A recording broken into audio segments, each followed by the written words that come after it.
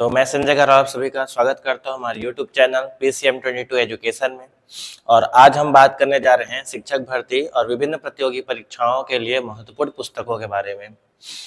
तो सबसे पहले हम बात करते हैं CDP।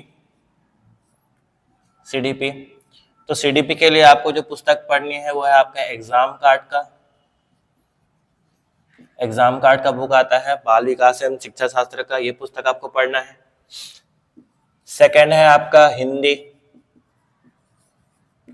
के लिए आपको पढ़ना है इसमें अरिहंत का एक बुक आता है मानक हिंदी,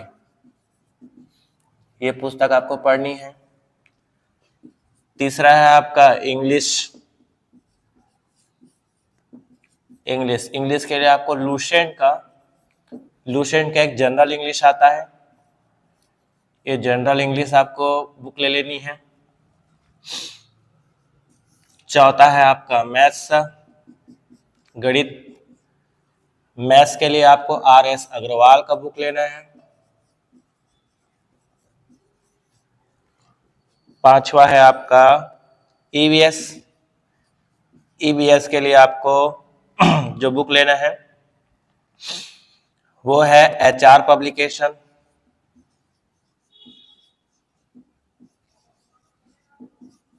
हरिराम जिसको बोला जाता है। इसके बाद है आपका साइंस के लिए आपको खरीदना है इंसाइक्लोपीडिया की एक बुक आती है जिसमें साइंस से संबंधित सारे जो टॉपिक रहते हैं, और साथ ही साथ वो शिक्षक भर्ती के लिए तो है ही, लेकिन जितने भी जो एग्जाम होते हैं जहां साइंस आता है उसके लिए वो बहुत अच्छा बुक है। ऐसे ही हमारा सातवें में हम लोग को चाहिए SST के लिए आपको बुक जो खरीदना है वो है NCERT सार संग्रह। ये एक NCERT सार संग्रह की पुस्तक आती है जिसमें आपका जो तीनों जो पार्ट होते हैं वो तीनों पार्ट अलग अलग मिलते हैं और तीनों पार्ट को ही आपको खरीदना है। इसके बाद जो और पार्ट है उसके बारे में बता रहा हूँ। अगला बुक है आपका आठवां है आपका कंप्यूटर के लिए आपको खरीदना है पिकासो का बुक, पिकासो कंपनी का कंप्यूटर का बुक आता है। नौवां है सीजी के लिए आपको खरीदना है HR पब्लिकेशन का, या आपको खरीदना है समग्र छत्तीसगढ़।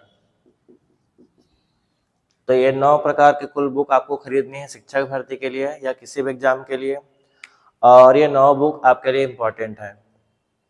दूसरा चीज आपके मन में एक डाउट होगा कि सर हम एक बुक भी तो खरीद सकते हैं, 9 अलग अलग बुक खरीदने से अच्छा एक बुक भी तो खरीद सकते हैं।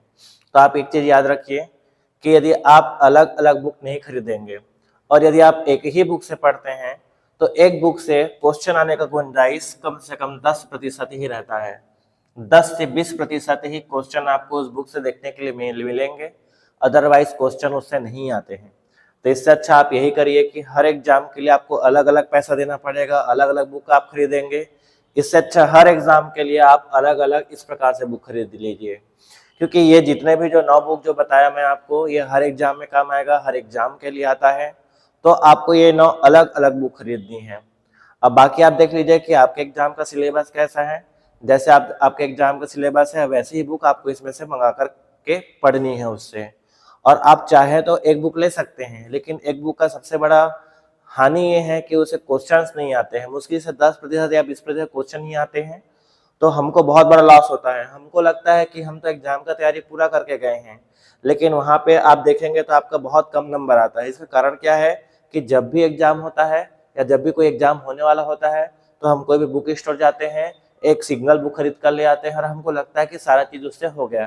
तो ऐसा नहीं है। इसके लिए आपको क्या करना है, अलग अलग बुक खरीदनी है, अलग अलग बुक से आपको पढ़ाई करनी है।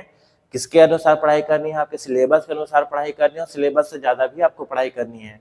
तभी जा करके आपको कोई भी कॉम्पिटिशन एग्जाम का कोई भी जो कॉम्पिटिशन एग्जाम आपका निकलेगा। तो ऐसे ही अच्छे वीडियो के लिए हमारे पास बने रहिए। और साथ ही आपको लगता है कि आपके पास कोई ऐसा पुस्तक है जो इन पुस्तकों से और ज़्यादा अच्छा है तो उसको हमें कमेंट बॉक्स पर कमेंट कीजिए, ताकि हम उसको देखेंगे, एनालिसिस करेंगे, फिर हम चाहेंगे कि आपको पुस्तक के बारे में भी बताएं।